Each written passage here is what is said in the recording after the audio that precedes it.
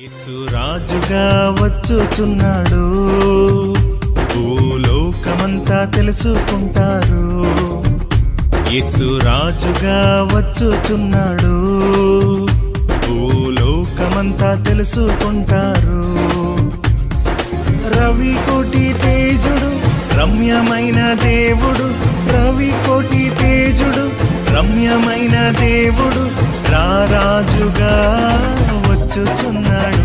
యేసు రారాజుగా వచ్చుచున్నాడు, యేసు రాజుగా వచ్చుచున్నాడు, భూలోకమంతా తెలుసుకుంటారు. యేసు రాజుగా వచ్చుచున్నాడు, భూలోకమంతా తెలుసుకుంటారు.